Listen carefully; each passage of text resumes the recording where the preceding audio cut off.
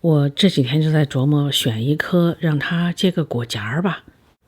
如果它结果荚，就一定会影响赏花，所以我想了一下，就选31号吧，因为24号和31号是相同的品种，使用其中一棵，至少我还有另外一棵可以赏花。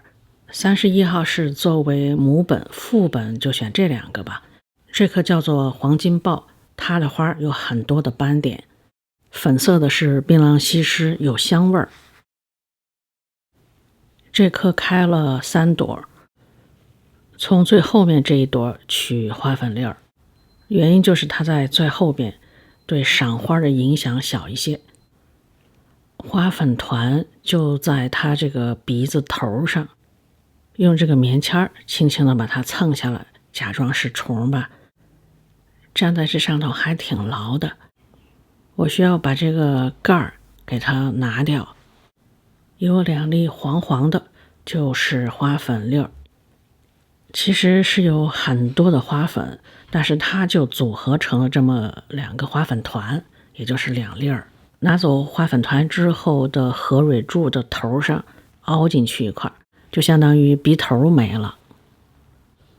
花粉取下来了，接下来要做的就是把它放进去。如果仔细看一下，在这个河蕊柱的下方是有一个孔，花粉粒儿就放进那个孔里去就行了。实话实说，我放了好半天才放进去，还挺不容易的。我也不知道虫背着这个花粉粒儿是怎么做到精准的放进去的。自然界真的是很神奇啊！鼓捣半天，好像进去了1个粒儿，还留下了1个。我以前曾经做过授粉这件事儿，都没有结果荚，主要我用的都是快谢的这个花儿。快谢的花儿成功率不高，新打开的成功率高一些。以前我授粉的时候，我也不希望它能够结果荚，因为结果荚其实很消耗能量。这次呢，我是希望它能够结个果荚，所以选的这个花是比较年轻的花。一个不留神，还把它的花粉粒儿给取下来了。我估计有昆虫过来授粉的时候，可能也会发生这种事儿吧，放进去一个，再带走一个。不过我这个只带下来一个，想放进去那个还没有放进去呢。最后费了9牛2虎之力，终于给放进去了。这第1朵放的是黄金豹的花粉粒儿，时间是2021年10月15号的下午，晴天有风。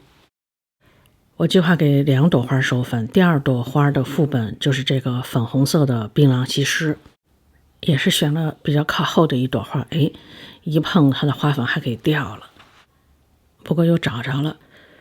同样的方法放进另外1朵花里，同样是费了一番功夫，这个时间太长，我就不详细演示了。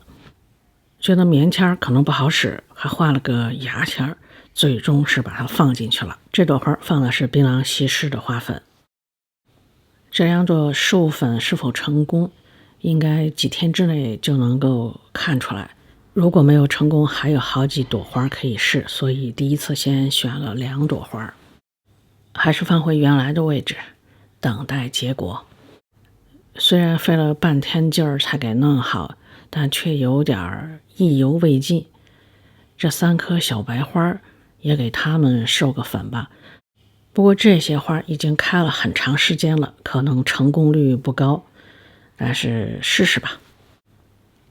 下面这些白花里的1颗用的是粉色的这个槟榔西施，取花粉用的是棉签，放花粉用牙签，觉得更方便一点。这个盆里这3颗是一样的，所以就用它们来试试吧。另外1颗的副本就是这颗，这是47号。这2颗是各有1朵花授粉。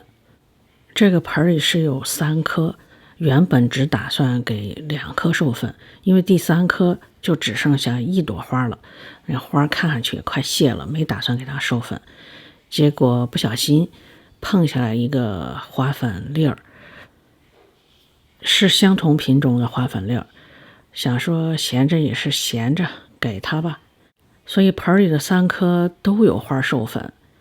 不过这第3颗嘛，因为我觉得它不太成功，我就不做标记了。但万一成功了呢？这朵花还是这个相同品种的，没有杂交。今天这个视频呢，算是一个记录性的视频。如果授粉成功，结出果荚，几个月之后，我们还可以试一试种实生苗。虽然成功率很低，试试也无妨。我们在家里很难用种子种出小苗，是因为它的种子非常的小，只有一层皮儿，没有培乳，就是没有带营养成分，所以我们种不活。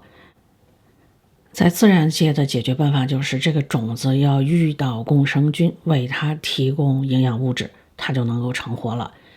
那在人工的条件下，就给它培养基，这个培养基就是主要是一些营养的成分，当然还要有合适的环境。用种子种出来的苗通常称为实生苗。人工授粉杂交得到种子，种出实生苗，是培育新品种的一个重要方法。您或许还听说过组培苗，是利用蝴蝶兰的组织培养出来的苗，整株很多位置的组织都可以用来培养这种组培苗，根、叶、茎都可以。不过用开过花的这个老花梗是最经济的，也算是废物利用吧。组培苗也可以理解为克隆，是无性繁殖，所以它的同一品种的花真的是会一模一样。而实生苗的个体差异可能会比较大，即便是同一个果荚里的种子种出来的苗，开出来的花也有可能是不一样的。这就像是同父同母的兄弟姐妹，相似但不一样。所以买实生苗有点像抽盲盒。我19年中买过3颗实生苗，已经有2颗开花了，还有1颗正要开花，花芽已经在生长当中了。